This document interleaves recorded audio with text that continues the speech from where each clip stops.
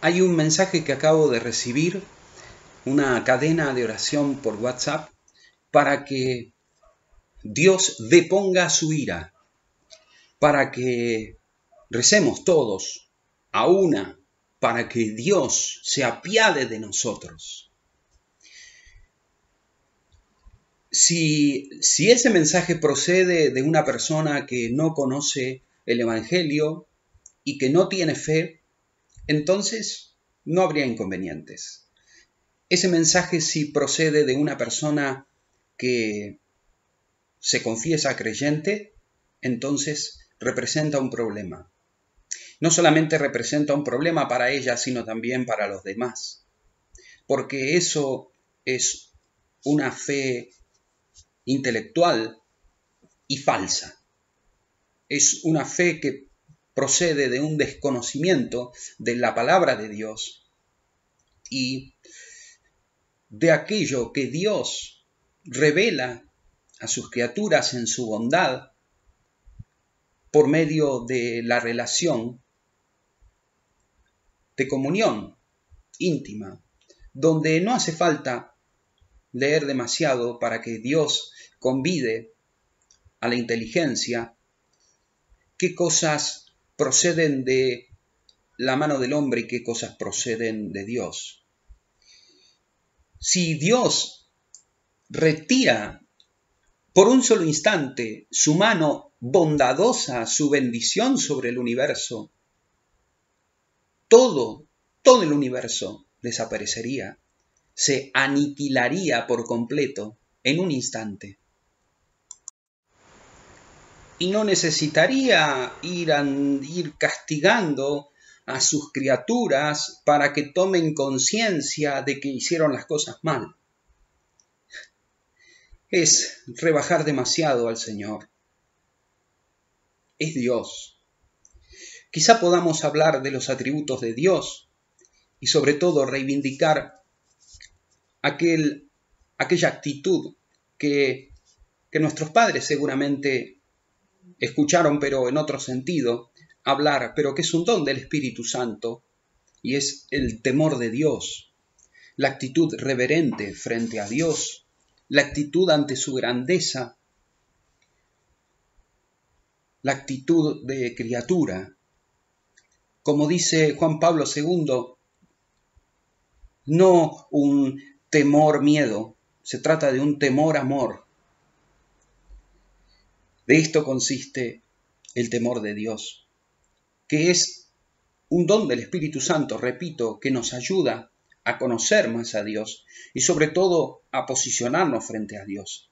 Y nos lleva a no pensar, ni sentir, ni expresar cosas que están fuera del ámbito evangélico, fuera del ámbito de la fe que ha sido revelada, sobre todo por la palabra encarnada de Dios, por la segunda persona de la Trinidad, Jesús de Nazaret, Jesucristo, Mesías y Dios, que por la resurrección de entre los muertos, Dios lo constituyó en Señor. Dios no necesita corregirnos. A veces nos olvidamos que, como dice el Salmo 51, hemos nacido en la culpa. Fuimos como Alonso Shekel, un biblista hebraísta, gran conocedor de la cultura semítica, dice, es como si el líquido amniótico nuestro hubiera sido pecado.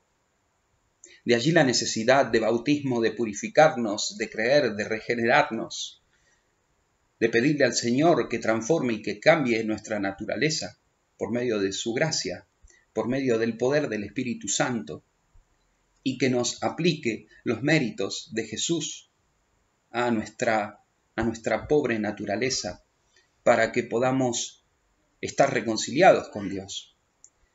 En cuanto a la ira de Dios, la cólera de Dios, el furor de Dios, todas esas promesas de castigo en el Antiguo Testamento, podemos tomarlas todas y ponerlas en una bolsa y las dejamos a un lado. El Señor en dos sitios las va a descargar. Las descargó en su Hijo Jesús. En la cruz, Jesucristo compró para nosotros la vida, perdón de pecados y posibilidad de vida eterna. En la cruz, Jesús cargó con nuestros pecados, con tu pecado y con mi pecado. En la cruz, Jesús sufrió el castigo que a vos te correspondía, que a mí me correspondía. Por eso los evangelistas no se olvidan de esta promesa de la ira de Dios que iba a descargarse sobre alguien y se encargan de dejar bien escrito aquello que vieron en la oración del Señor en el huerto. Al siervo de Dios fiel y obediente, al hombre y Dios, a la única persona de Jesucristo, en dos naturalezas, arrodillada, clamando al Padre porque pase de él este cáliz. El cáliz no era la muerte, sin más, no era el sufrimiento físico, era esta experiencia de asumir el pecado. Este es el cáliz que el Señor Jesús pide que se aparte. Aparta de mí este cáliz, el cáliz de la copa de la ira de Dios, como se menciona en el Antiguo Testamento. Después, si uno quiere tomar el Nuevo Testamento, pero sobre todo los Evangelios, y escuchar al Hijo de Dios hablar, solamente va a encontrar la expresión ira de Dios sostenida por Dios para aquel que elija condenarse.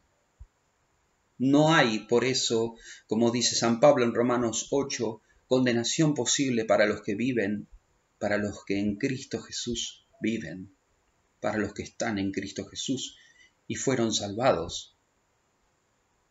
No hay posibilidad. Hemos sido salvados, como dirá en el versículo 24 del capítulo 8 de Romanos, en esperanza estamos salvos. Por eso no descuidamos este don tan grande, como dice el autor de la carta a los Hebreos en el capítulo 2, y tratamos de mantenernos, de permanecer en Dios y de permanecer fieles hasta el final, como nos invita el Señor en Marcos 13:13, aquel que persevere hasta el fin será salvo. No solamente se trata de haber sido bautizados, de haber confesado algún día la fe en el Señor, de haber sido una persona religiosa. No, se trata de haber sido fiel a la gracia que cada día se nos dio para hacernos parecer cada vez más al Hijo de su amor. Porque hemos sido trasladados del reino del pecado, de las tinieblas, como dice Colosenses 1, 12 y 13, al reino admirable de su luz, al reino del Hijo de su amor, del amor suyo. Ira de Dios no hay aquí. No creemos que haya aquí. Sabemos que si hubo, pasó por el Señor, porque solamente nuestro representante divino y humano pudo con ese cáliz. Solamente Él. ¿Nosotros pueden beber el cáliz que yo beberé? Le pregunta Jesús a Santiago y Juan. Podemos. Y allí tenemos la respuesta. Bueno, lo beberán. Y murieron. Y murieron en el nombre del Señor dando testimonio. De alguna manera participando de la suerte de su maestro. Participando del derramamiento de la sangre. Santiago fue decapitado y Juan fue derramando su sangre a lo largo de todos los años que le tocó vivir en adelante, anunciando el nombre del Señor Jesús y el triunfo de la salvación conquistada por el Cordero que fue degollado, por el corderito que fue acribillado, como diría literalmente el capítulo 5 de Apocalipsis. Ira de Dios no vas a encontrar aquí. sí vas a encontrar después del juicio. Sí, después del juicio habrá. Decíamos que en pecado nacimos como un líquido amniótico. Bueno, imagínate, no el comienzo, no el prenacimiento, sí, sino el posnacimiento, el nacimiento a la vida eterna. Como Jesús dice, algunos vivirán para resurrección de vida y otros para condena. Sí, una eternidad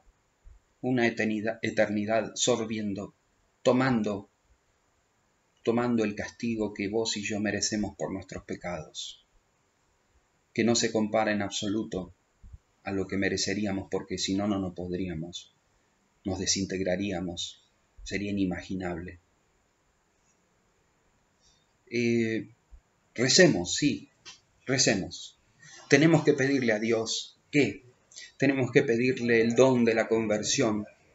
Tenemos que pedirle al Señor que nos dé la gracia y la fuerza de anunciar con valentía su palabra y de anunciar con valentía su salvación y de anunciar con valentía que es necesario que nos abramos el corazón a su evangelio, a su palabra, a su gracia, a la obra transformadora del Espíritu Santo y sobre todo que aquellos que alguna vez hemos conocido el anuncio de la palabra de Dios, que abramos nuestro corazón al don del Espíritu Santo